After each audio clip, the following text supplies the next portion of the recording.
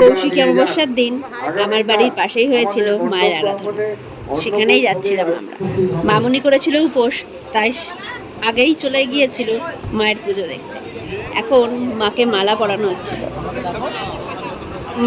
মাম্মামের জন্য মা উপোস করেছিল, আর বলা হয়েছিল ফুল ফলের মালা দিয়ে মাকে পুজো দেওয়া হবে। সেই মতোই কাজ করা হয়েছিল। সকালবেলায় ফুল ফলের মালা দিয়ে আগেই মাকে পরিয়ে দেওয়া হয়েছিল। দেখে সবাই এত প্রশংসা করেছিল যে কি বলবো। তারপর দেখো, মাকে পুজো দিতে এত ভক্তদের ভিড় হয়েছিল, মায়ের গলায় এত মালা পড়েছিল যে মায়ের গলায় মালা ভর্তি হয়ে গেছিল, সেখানে আর জায়গা ছিল না। তাই সবাই মায়ের ঘটেই মালা পরাচ্ছে। আমাদের এখানে এই অমাবস্যায় কালী পুজোটা অনেক বড় করে হয়। তোমরা যারা আমার বাড়ির কাছাকাছি থাকো, মানে কাকুরগাছিতে, তারা অনেকেই এই পুজোতে এসেছিল। দেখো, আমরা এবার একটু পাশে আরেকটা পুজো হচ্ছে, সেখানেও একটু ঘুরতে যাবো মাম্মামকে নিয়ে। তো বলা মতোই বাবা, মাম্মাম আর আমি তিনজনে বেরিয়ে পড়েছিলাম ঠাকুর দেখতে।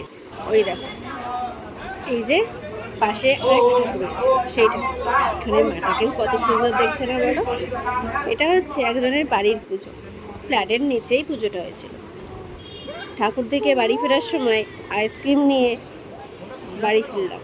রাস্তায় খেতে পারলাম না, যেহেতু অমাবস্যা ছিল সেই কারণে।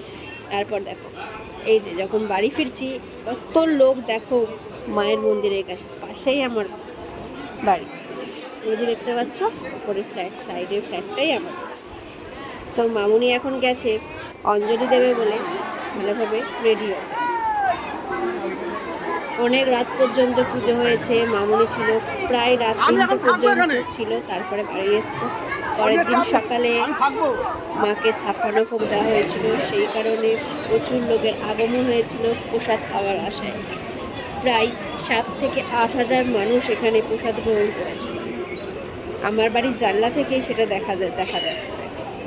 তারপরে যেখানে মায়ের পুজো হয়েছিল ওখানে তো ভিড়, মানে এত ভিড় হয়েছিল লোকে যে কি বলবো। খাওয়ানোটা শেষমেশ এত লেট হয়ে যাচ্ছিল, তাই আমার বাড়ির ফ্ল্যাটের নিচেই জায়গা করা হয়েছিল, সেখানেই চলে গিয়েছিলাম আমরাও মায়ের প্রসাদ গ্রহণ করতে। 56 ভোগের আয়োজন হয়েছিল, খেয়ে শেষ করা যাবে না, এত কিছু আয়োজন হয়েছিল। তারপর আজ সকালে মা চলে যাচ্ছে আমাদের ছেড়ে। শেষমেশ এটাই বলবো, মা সবার মঙ্গল করো, সবাইকে ভালো রেখো, সবার মন থেকে হিংসা অহংকার দূর করে দিও। আবার এসো পরের বছর, সবাইকে ভালো রেখো, সুস্থ রেখো, আর তুমিও বাড়ি গিয়ে ভালো থেকো, সুস্থ থেকো।